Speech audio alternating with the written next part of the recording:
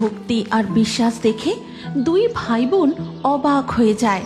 তারা আবার গিয়ে নিজেদের জায়গায় বসে।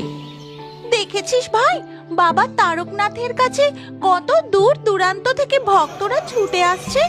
সমস্ত শারীরিক কষ্টকে উপেক্ষা করে জলযাত্রীরা এগিয়ে চলেছে। আচ্ছা দিদি, তারকেশ্বরের বাবার মন্দির কিভাবে প্রতিষ্ঠিত হয়েছিল, আর বাবার এই মহিমার কথা কি করেই বা চারিদিকে ছড়িয়ে পড়লো? সে অনেক বড় কাহিনী, আজ থেকে প্রায় ৩০০ বছর আগেকার ইতিহাস। এরপর লতা তার ভাইকে তারকেশ্বরের বাবা তারকনাথের ইতিহাস বলতে থাকে। আজ থেকে আনুমানিক ৩০০ বছর আগেকার কথা। রামনগর নামে এক গ্রাম ছিল। সেই গ্রামের বেশিরভাগ অঞ্চল ছিল জঙ্গলে ঘেরা। সেই সময় সুদূর বারাণসী থেকে কেশব হাজারি নামে এক রাজা সেখানে আসে, আর সেই ঘন জঙ্গল কেটে বিশাল প্রাসাদ তৈরি করে রাজত্ব শুরু করেন। সেই রাজার ছিল দুই পুত্র, বিষ্ণুদাস আর ভারমল্ল। একদিন রাজা তার দুই পুত্রকে ডেকে বললেন, তোমরা দুজন এখন যথেষ্ট স্বাবলম্বী হয়েছ। আমি এই রাজত্বের ভার তোমাদের হাতে তুলে দিতে চাই। তোমরা এই গ্রামের লোক তথা সমগ্র রাজ্যের লোকের যথাযথ সেবা করবে, প্রজাদের সুখে দুঃখে তাদের পাশে থাকবে।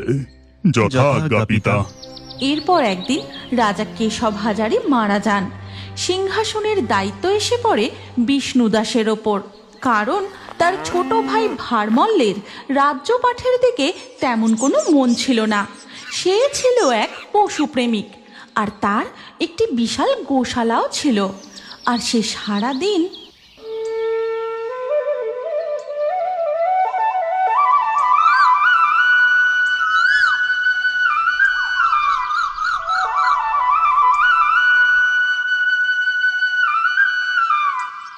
চল কপিলা, এবার আমরা প্রাসাদে ফিরে যাই। তোর নিশ্চয়ই খুব খিদে পেয়েছে, তাই না?